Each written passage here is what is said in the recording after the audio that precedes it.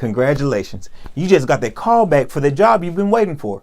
And in this video, I'll be giving you tips and tricks on how to crush it and stand above the rest when it comes to your interview. This is the Common Advisor.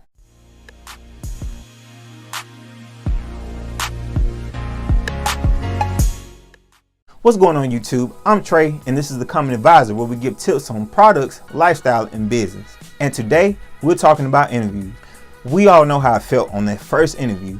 You're nervous, you're jittery, you don't know what to do, but you want to do your best. Well, if you stay tuned in this video, I'll be giving you tips and tricks on how to excel and make sure you land that job today. Tip number one should go without being said. Be on time. There's nothing worse than being late for an interview. This shows the employer that you're not that serious about the job, and you got to think, you're not the only person that's probably interviewing that day. So if they're on time before you, they have a likelihood of making a better impression on the interviewer before you even get a chance to meet them. As a good rule of thumb, it's always good to get there at least 15 minutes prior, just in case something happens to your car or some kind of freak accident comes about. Tip number two, make sure you dress to impress. This advice goes for women and men alike, all across the board. Make sure you have a good neutral color.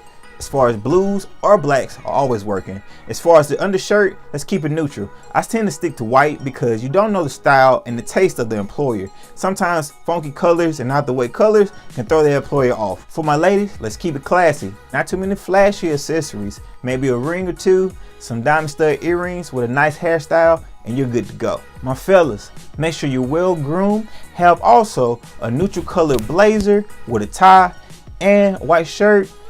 You'll land it every time. Tip number three, make sure you do your research.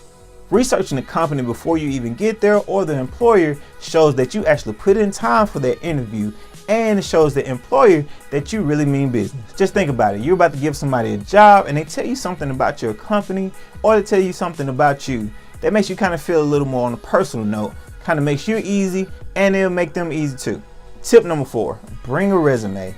Here's a pro tip. If you didn't know, resume paper and copy paper are two totally different things. You also want to make sure that the resume is on the right side of the resume paper. You'll notice by holding the resume paper up to a light and seeing the watermark, and if the watermark is on the right side, you're good to go. Tip number five, be confident. You already have the job in your head. Now all you have to do is make the employer believe that you're worthy of having that job. By being calm and cool, you'll let them know that you handle stress well and you're ready for anything they throw at you. My last and final tip is rehearse. There's nothing worse than going into an interview and not being able to answer the simple question. Some of these questions may include, why should we give you the job? What do you have to bring to the company?